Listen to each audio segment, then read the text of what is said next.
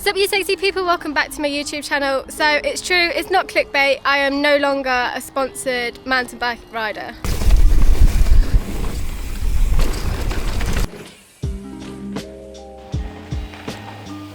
So it's not all my sponsors, it is literally just my bike sponsor, which was Niner, but they've got rid of all their riders at the end of December, so going forward into 2025 they're basically going to be focusing on gravel bikes. So it's nothing I've done, it's everyone.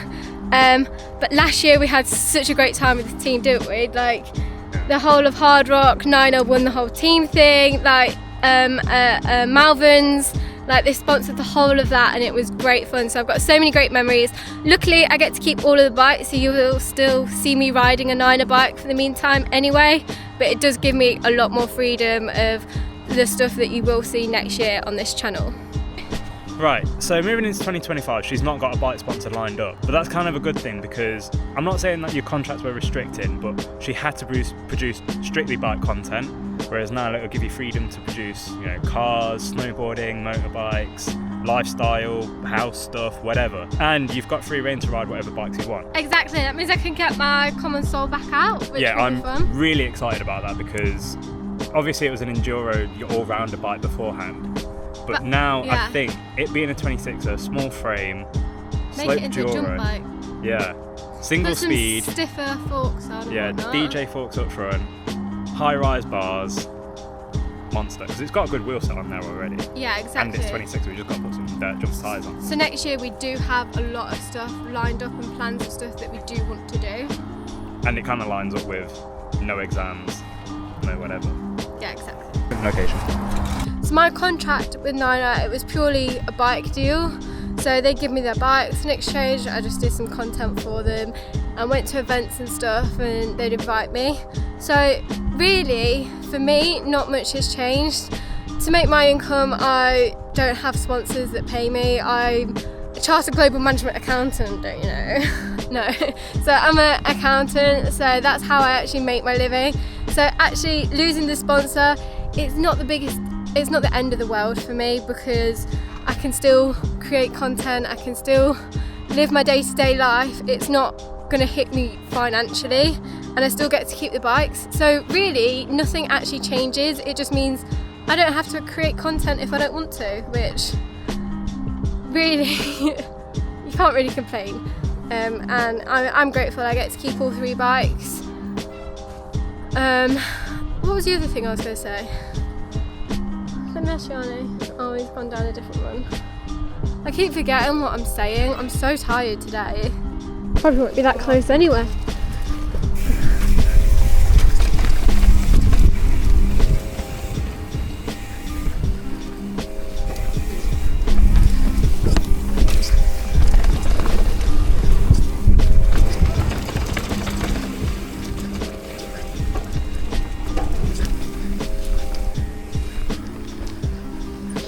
Right, I really want to see how this camera actually holds out. It's not actually that heavy on my chin, but it is quite dark in here, so it'd be cool to see how it's actually picking up.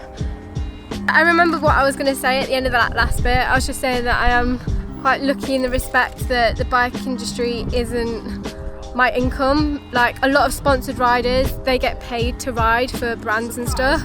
So when they lose a sponsor, it's a massive deal because they're more or less losing their jobs. And that is unfortunately the way that the biking industry is going at the minute. I know so many people have been let go from their bike sponsors, which is really sad because it means they're not going to be able to put as much time into biking and whatnot. So hopefully the biking industry does recover, but it does look like it is going more gravel bike route. Like obviously Nuke Proof went under not so long ago. GT, yeah, they've dropped all their riders in the last week or so. Yeah, a lot of them are restructuring, but I think a lot of it is also the importation of stuff into the UK. It is so expensive.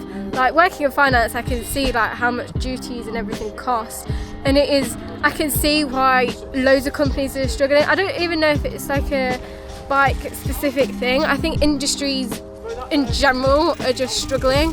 So it'll be interesting to see what happens over the next 5 years.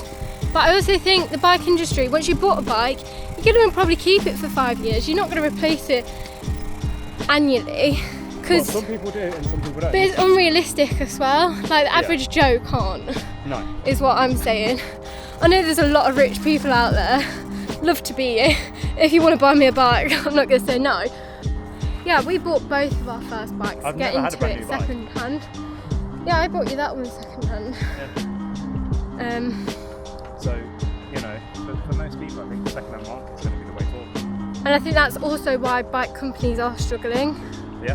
Because second hand bikes are just as good as brand new sometimes, if not better. If the frame's solid, everything else can be replaced. Yeah. It is just a frame, you don't want a snap frame or welded frame. No. But it's just interesting though, isn't it? Yeah. Right, so I know this video is quite long, like chatty, but It might not be, it might get cut down to like well, there's not going to be much 2 minutes. riding. Potentially, if we go to your parents to pick up your pink bike, we can film a bit on that. The nostalgia of that bike though, I love it. It is cool. I mean, that's where your sponsorship sort of journey started. Stemmed from. Because we were doing it for fun, and then I rebuilt it, sprayed it pink with your name on it and custom decals. And you It just is a sick your bike. Instagram blew up after that. Yeah, it did. So Definitely wasn't for my riding, was it? well, again, most of your riding was here when you were getting sponsors. Yeah, exactly. So, but where else do you want to ride a lot? Because obviously we've got Colville, BARDON Hill. I want to do that, but it doesn't ride well in winter, so I want to. It does. Does it? It does. Yeah, it does. Well, we'll probably see what that's like. You just got to have a lot of balls. BESTWOOD I want to go back to.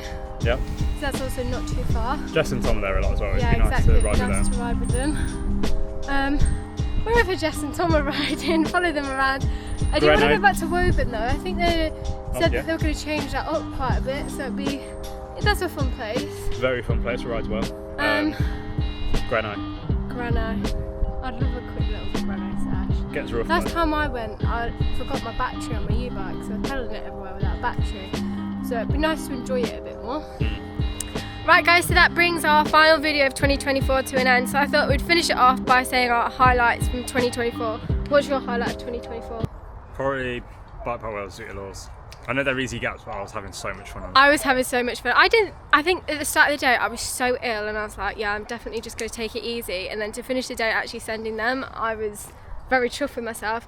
But I think my highlight is doing the bomb hole at Western Park. Western's beast. I never thought I'd hit anything like that. You hit it quite a few times. I hit it once and I was like, yeah, I'm done. No, I hit it quite a few times because I wanted to get the footage to prove that I actually have done it, so I never have to do it again.